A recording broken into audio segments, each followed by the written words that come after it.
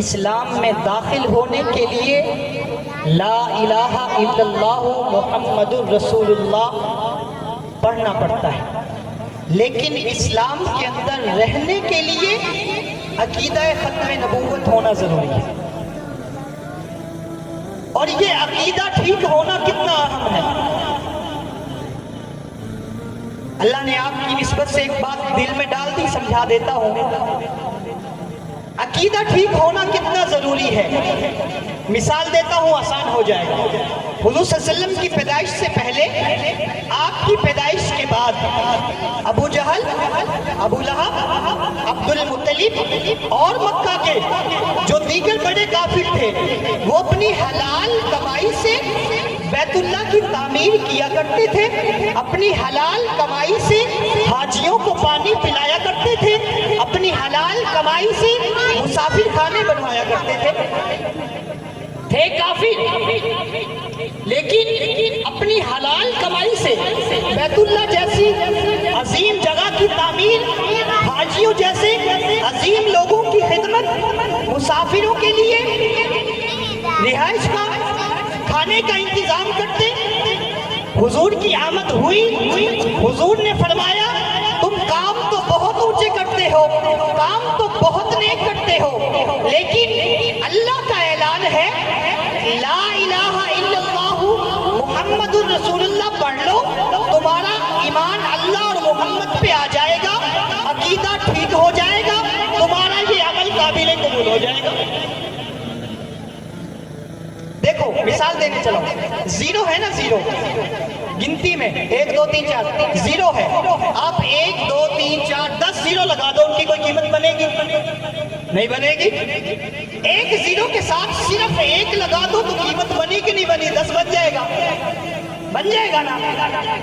اب جو عمل ہے نا انسان کا عمل، یہ زیرو کی طرح ہے۔ یوں کتنے کافر ہیں ہاسپٹل فری چلاتے؟ کتنے کافر ہیں ایمبولینس فری چلاتے؟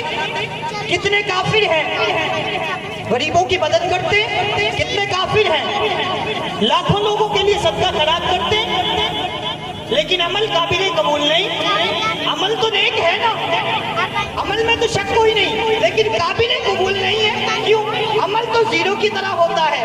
جب اس عمل کے ساتھ، جیسے زیرو کے ساتھ 1 لگے تو زیرو کی قیمت بنتی ہے، اگر 1 نہ لگے تو ہزاروں زیرو ڈال لو، قیمت کوئی نہیں۔ عمل ہزاروں کر لو، عقیدہ صحیح نہیں لگے گا تو قیمت نہیں بنے گی۔ اگر عقیدہ ٹھیک ہوا، اس کے ساتھ عمل کیا تو قابل قبول ہے۔ تو بات میں یہ کر رہا تھا کہ وہ کافر بہت نیک عمل کرتے تھے، اللہ کے حبیب نے فرمایا عمل تو بہت نیک ہے، لیکن قابل قبول جب ہوگا، جب کلمہ طیبہ پڑھ کے عقیدہ صاحب اپنا بنا لو گے۔ اب وہ کہنے لگے ہم اتنے اعلیٰ کام کرتے ہیں، اور اے محمد تو کہتا ہے ہم جنت میں نہیں جائیں گے، ہماری معافی نہیں ہوگی، ہم حاجیوں کی خدمت کرتے ہیں، بیت اللہ کی تعمیر، ہمیں جنت نہیں ملے گی۔